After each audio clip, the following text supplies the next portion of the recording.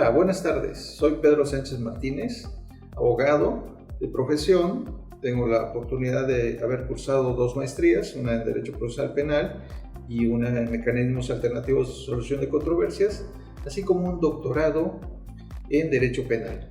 A la par tengo especializaciones diversas, prevención del delito, en criminalística, y en fin, he tenido la oportunidad de llevar a lo largo de esta preparación como abogado diferentes cursos y capacitaciones. La reparación del daño en materia civil. Hoy, con los cambios que se han tenido a partir de la reforma de derechos humanos de 2011, incorporó a las víctimas en un panorama distinto al que se había estado trabajando antes de esa reforma de derechos humanos. Muchos de los asuntos que se tienen hoy se presentan ante la existencia en este caso, de un sistema de justicia penal. Incorpora a imputados y víctimas.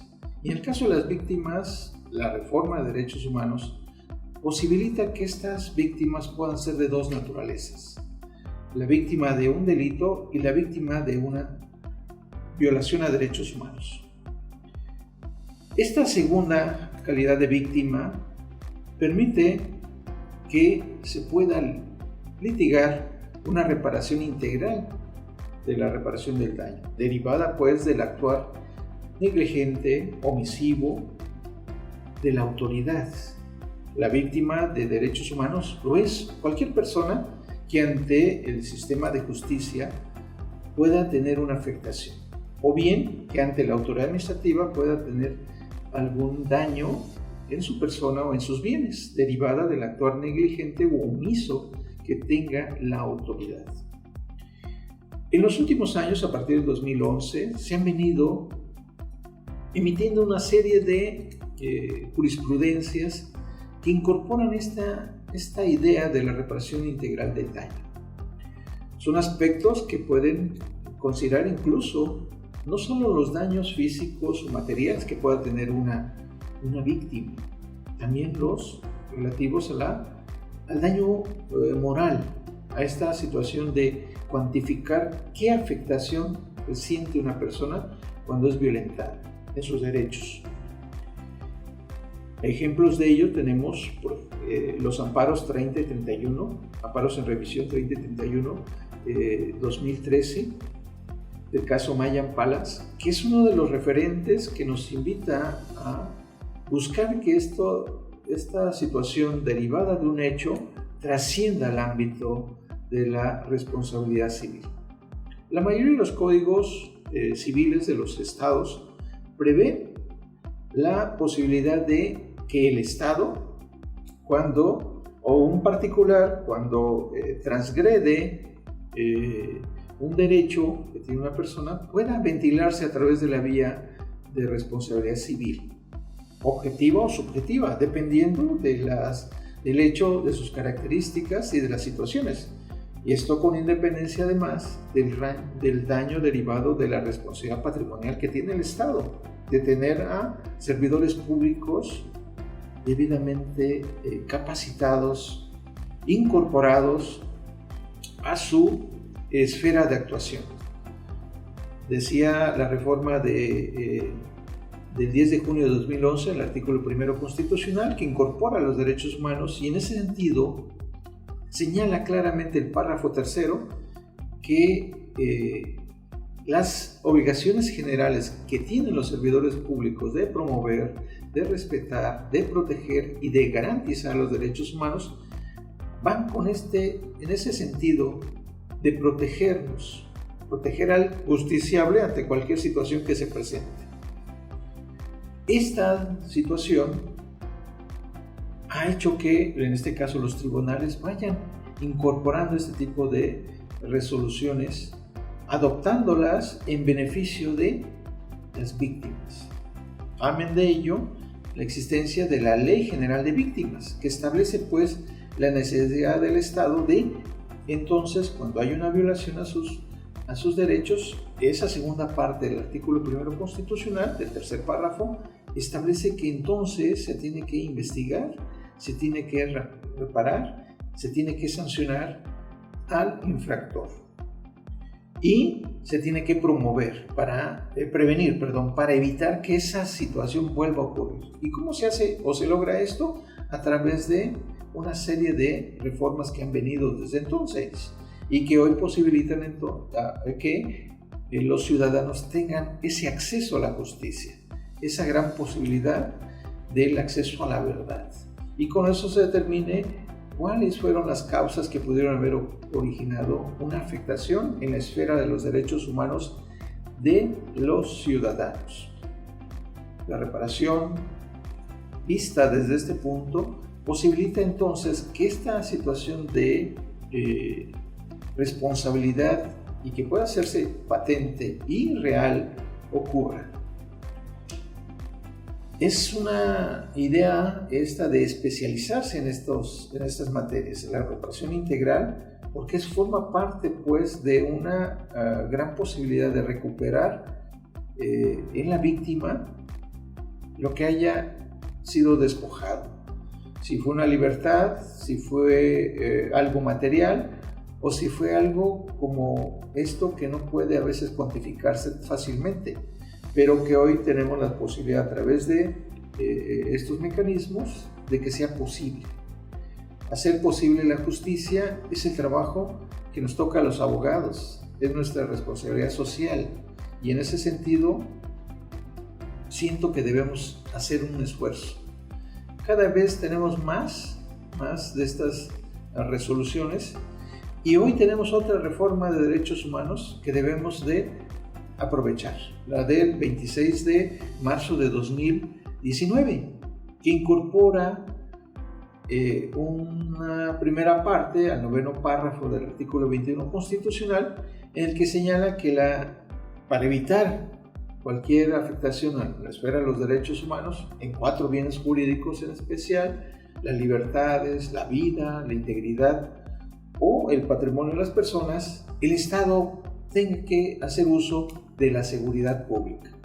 El Estado, la Federación, el Estado o el Estado, los municipios. A partir de esta construcción del sistema constitucional mexicano, se garantizan o se buscan proteger o se busca respetar y sobre todo promover en el ciudadano los derechos, sus derechos. Hoy se han convertido en garantías fundamentales al estar ya positivizados en la Constitución y en leyes secundarias que van llegando con todas estas reformas. Y eso posibilita que podamos acceder a esa reparación del daño. Y se tienen elementos y herramientas para ello.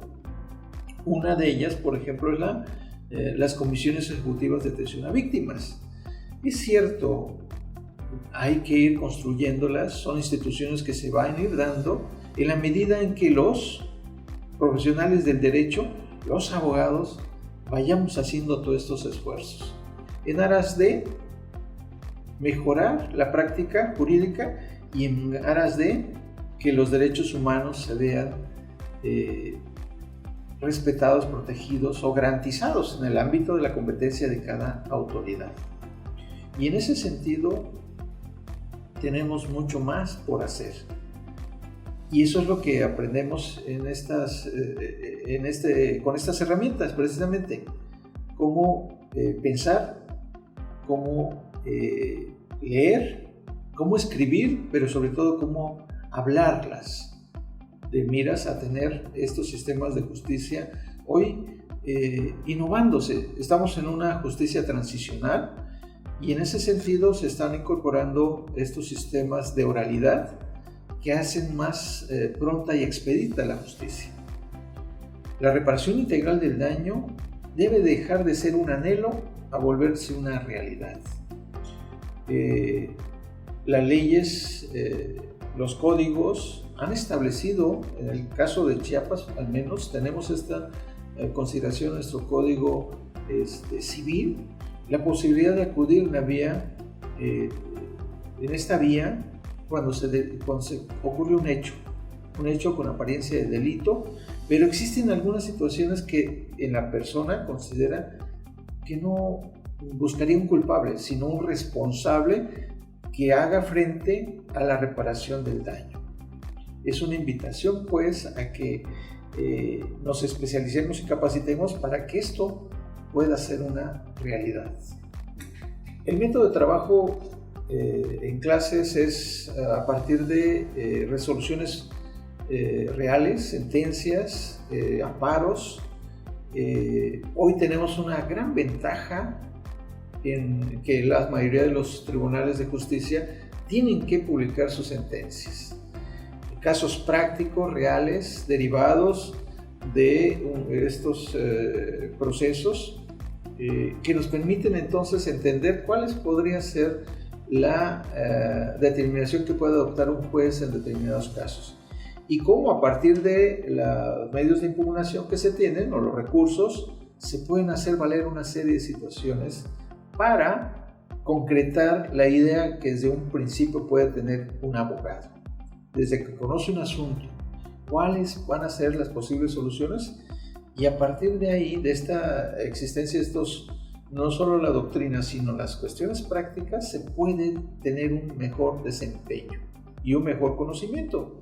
El aprendizaje significativo ocurre cuando el maestrante esos conocimientos que ya los trae, los reúne con este tipo de sentencias, con este tipo de materiales como la jurisprudencia que nos permiten crecer. El abogado tiene una responsabilidad social con la comunidad y tiene que buscar cada día ser mejor persona y mejor profesional. Y esto solo puede lograrse a través del estudio constante. El abogado debe ver películas, debe de leer novelas, debe de escuchar las noticias o verlas, pero sobre todo debe estar ubicado en esta gran necesidad que presenta un ciudadano cuando una norma jurídica no la entiende tan fácilmente. Esa complicación que puede tener la norma